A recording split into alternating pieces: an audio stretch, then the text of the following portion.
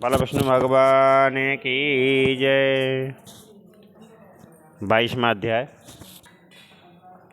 तो नारद जी बोले कि कार्तिक मास के शुक्ल पक्ष की द्वितीया तिथि को सायंकाल यमराज का पूजन करना चाहिए। इस तिथि को यमुना में स्नान करने वाले व्यक्ति को यमलोक के दर्शन नहीं होते। कार्तिक मास के शुक्ल पक्ष की द्वितीया को यम और यमुना को एक साथ पूजकर अपने घर में भोजन कराएं। इस व्रत के कारण ही यमराज के सभी दास तथा नरकवासी संतुष्ट हुए थे। पापी ब्राह्मण भी इसके प्रभाव से मुक्त हो गए थे। इस उपलक्ष्य में यमलोक में यज्ञ किया गया था तथा बड़े उत्सव मनाए गए थे। अतः तीनों लोकों में यम द्वितीया तभी से प्रसिद्ध है। हे राजन, यह तिथि भैया द्योज के नाम से भी प्रसिद्ध है।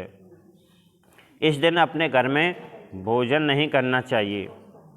इस तिथि को बहन के हाथ का प्रेमपूर्वक दिया गया भोजन पुष्टिवर्धक होता है। भाई को उचित है कि वह भी विधि पूर्वक सोना, अलंकार, वस्त्र आदि से बहन का सत्कार और पूजा करे। बहन के अभाव में गुरु कन्या को यह वस्तुएं देनी चाहिए। हे राजन, भाइयों की आयु बढ़ाने के लिए बहनों को 8 चिरंजीवियों की प्रतिमा स्थापित करके पूजा करनी चाहिए। प्रातःकाल अथवा संध्या काल पूजन करते हुए बहन इस प्रकार कहे कि हे मार्तंड जी, जिस प्रकार आप 7 कल्पों तक जीवित रहते हैं, उसी प्रकार मेरे भाई भी दीर्घजीवी बने रहें। मार्तंडे, वली, व्यास, हनुमान, विभीषण, कृपाचार्य, अश्वत्थामा और परशुराम ये 8 चिरंजीवी हैं। इन्हें गंध पुष्प अक्षत आदि से पूजते करें। फिर भाई को बुलाकर घृत, कुमकुम तथा अक्षत का तिलक करें। उस समय बहन इस मंत्र को उच्चारण करे कि जब तक चंद्रमा और सूर्य, आकाश, पृथ्वी, समुद्र, वेद, पुराण, तपस्या और सत्य पृथ्वी पर स्थित हैं, जब तक ब्रह्मा, विष्णु, शिव, देवता, मुनि और धर्म पृथ्वी पर स्थित हैं, तब तक मेरा भाई अपनी संतानों सहित में सुखपूर्वक रहे। इस मंत्र का उच्चारण करते हुए अपने भाई के ललाट पर तिलक करें। फिर ऊपर से चावल लगाए। फिर सब दुखों की शांति के लिए उसे भोजन कराए। ऐसा करने से भाई वर्ष भर सुखी तथा रोग, अशांति तथा सब प्रकार के दुखों से रहित बना रहता है। पृथु बोले, हे देव ऋषि, क्षेत्रों में परम क्षेत्र तथा तीर्थों में उत्तम तीर्थ कौन सा है, यह मुझे दया करके बताइए। तब नारद जी बोले, हे राजन, परम गुप्त एवं संपत्तियों को देने वाले, दो स्वप्न नाशक, सब पापों को नाश हरने वाले शुभ व्रत को सुनो। मुनियों द्वारा किए नित्य सुने जाने योग्य, दुष्ट ग्रह निवारक, समस्त रोग नाशक तथा आयुवर्धक, क्षेत्रों में उत्तम क्षेत्र तथा तीर्थों में उत्तम तीर्थों गंगा यमुना का संगम है, ऐसा महर्षियों ने कहा है। गंगा यमुना के संगम को पुण्यकांक्षी ब्रह्मादि सभी देवता, मुनि तथा मनुष्य सेवन करते हैं। गंगा नदी भगवान विष्णु के चरणों से निकलती है। यमुना नदी सूर्य की पुत्री है, अतः इन दोनों का योग उत्तम है। गंगा नदी केवल स्मरण मात्र से ही संकटों को हरने वाली है, शुभ सभी पापों को क्षय करने वाली तथा समस्त उपद्रवों को नष्ट करने वाली है। समुद्रांत पृथ्वी पर जितने भी पुण्य क्षेत्र हैं, हे राजन, प्रयाग उन सबसे अधिक पुण्यवर्धक है। यहाँ पर ब्रह्मा ने यज्ञ किया था तथा अपने पिता विष्णु की पूजा करी थी। यहाँ अन्य सब ऋषियों ने भी विभिन्न प्रकार के यज्ञ किए थे। तब तीर्थों में स्नान करने का जो पुण्य है, वह प्रयाग स्नान की 16वीं कला के बराबर भी नहीं होता। केवल गंगा कहने से ही सैकड़ों योजन दूर रहने वाले मनुष्यों के सैकड़ों पाप नष्ट हो जाते हैं। फिर जो लोग गंगा के समीप रहते हैं, उनके विषय में तो कहना ही क्या है। विष्णु भगवान के चरणों से निकलती हुई गंगा शिव जी के समीप गई और मोक्ष की आकांक्षी मुनि लोग दिव्य काशीपुरी में भी गंगा स्नान करते हैं। गंगा का स्नान बड़ा पुण्यशाली, देवताओं के लिए दुर्लभ तथा विष्णु का सामीप्यदायक है। इससे अधिक और कहा क्या जाए। गंगा में स्नान करके सभी पापी पाप रहित होकर बड़े विमान पर बैठकर परम पद को प्राप्त करते हैं। गंगा में स्नान करने वाले महापुरुष अपने माता पिता के कुल का सैकड़ों पीढ़ियों तक उद्धार करके विष्णु भगवान के परम पद को प्राप्त करते हैं। जो लोग गंगा में स्नान करते हैं तथा सदैव गंगा का स्मरण करते हैं, वे जैसे सब तीर्थों का पुण्य प्राप्त कर लेते हैं, इसमें कोई संदेह नहीं है। यहाँ स्नान करने से सब पाप नष्ट हो जाते हैं। गंगा का स्पर्श करने मात्र से ही मनुष्य देवताओं का स्वामी बन जाता है। तुलसी दल से युक्त गंगा जल मृत्युलोक में विष्णु रूप प्रदान करता है। गंगा और तुलसी के द्वारा मनुष्यों को अचंचल तथा अत्यंत दुर्लभ भक्ति प्राप्त होती है। धर्म उपदेशकों का कहना है कि गंगा और तुलसी के स्थान की मिट्टी के स्पर्श से श्री हरि पद प्राप्त होता है। मैं गंगा में स्नान करूँगा, कब उसके दर्शन प्राप्त होंगे? जो व्यक्ति इस प्रकार सोचता है वह नित्य विष्णु पद को प्राप्त कर लेता है। हे राजन, सैकड़ों वर्षों में स्वयं विष्णु भगवान भी गंगा की महिमा का वर्णन कर पाने में असमर्थ हैं। अधिक क्या कहा जाए, यह संपूर्ण जगत माया से शीघ्र मोहित हो जाने वाला है, परंतु गंगा का नाम लेने वाला नरक को नहीं जाता। गंगा का नाम लेने से संसार रूपी पाप कट जाता है। तुलसी की भक्ति श्री हरि भक्ति की वृद्धि करती है। जो मनुष्य गंगा गंगा कहते हैं वे सब पापों से मुक्त होकर विष्णु लोक को चले जाते हैं। जो मनुष्य 12 कोस तक गंगा की यात्रा करते हैं वे सब पापों से मुक्त होकर स्वर्ग लोक को चले जाते हैं।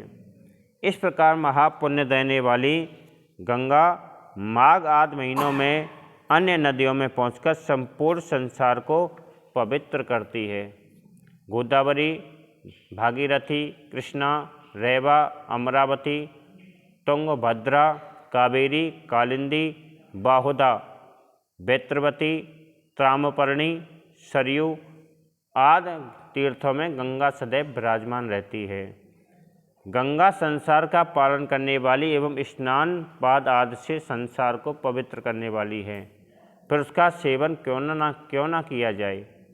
समस्त देवता तथा सेवित तीर्थों में उत्तम तीर्थ तथा क्षेत्रों में उत्तम क्षेत्र बनारसी सुप्रसिद्ध है।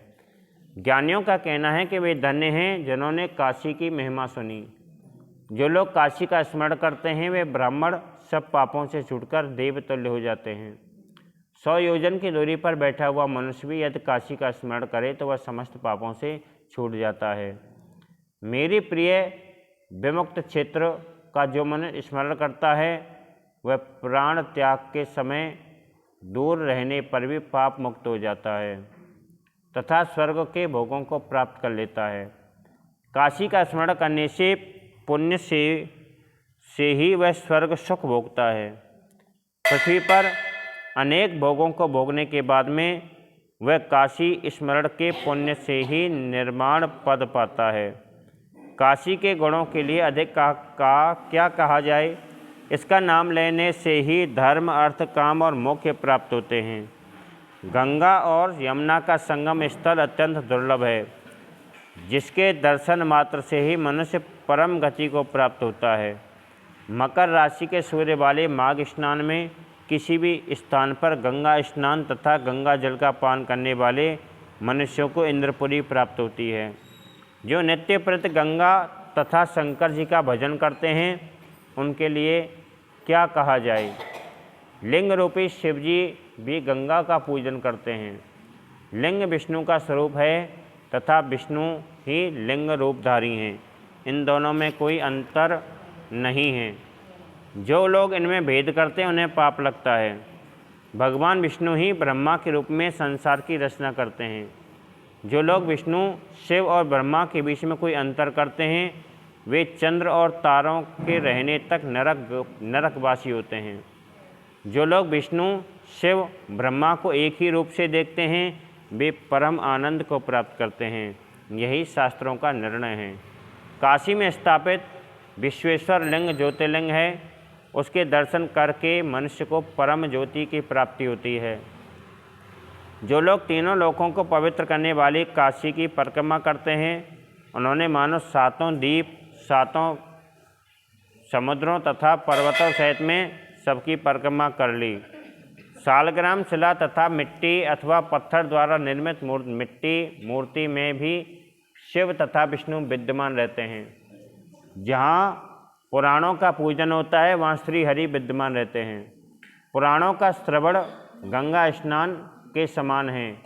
पुराण वक्ता को विष्णु का स्वरूप दूसरा रूप समझना चाहिए। उनकी भक्ति करने से नित्य गंगा स्नान का फल प्राप्त होता है। पुराण वक्ता की भक्ति प्रयाग के समान है। पुराण धर्म का कथन ही संसार में उद्धार करता है। संसार सागर में मग्न लोगों के लिए यह श्री हरि के समान है।